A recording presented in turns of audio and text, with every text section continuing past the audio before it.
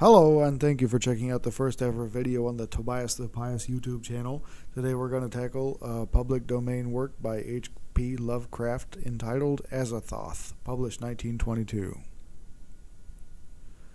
When age fell upon the world, and wonder went out of the minds of men, when gray cities reared to smoky skies tall towers grim and ugly, in whose shadow none might dream of the sun or of spring's flowering meads, when learning stripped earth of her mantle of beauty, and poets sang no more, save of twisted phantoms seen with bleared and inward-looking eyes.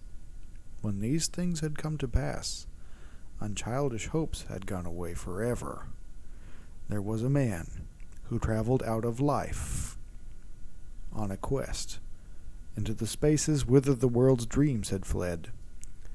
Of the name and abode of this man but little is written, for they were of the waking world only, yet it is said that both were obscure.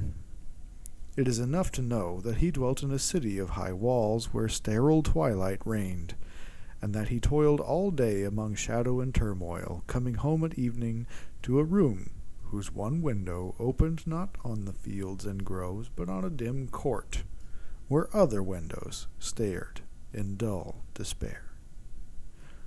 From that casement one might see only walls and windows, except sometimes when one leaned far out and peered aloft at the small stars that passed.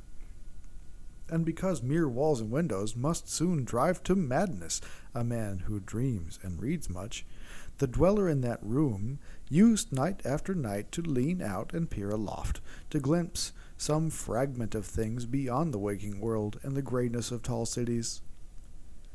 After years, he began to call the slow sailing stars by name, and to follow them in fancy when they glided regretfully out of sight, till at length his vision opened to many secret vistas whose existence no common eye suspects.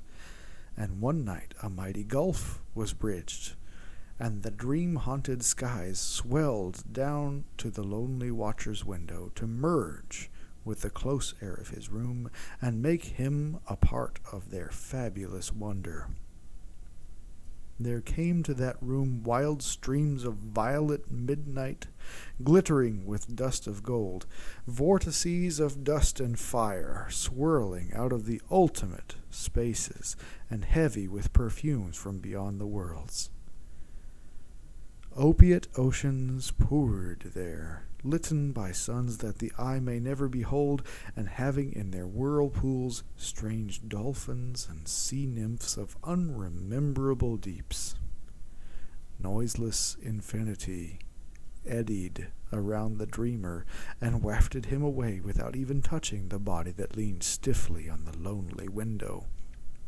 And for days not counted in men's calendars, the tides of far spheres bear him gently to join the dreams for which he longed, the dreams that men have lost.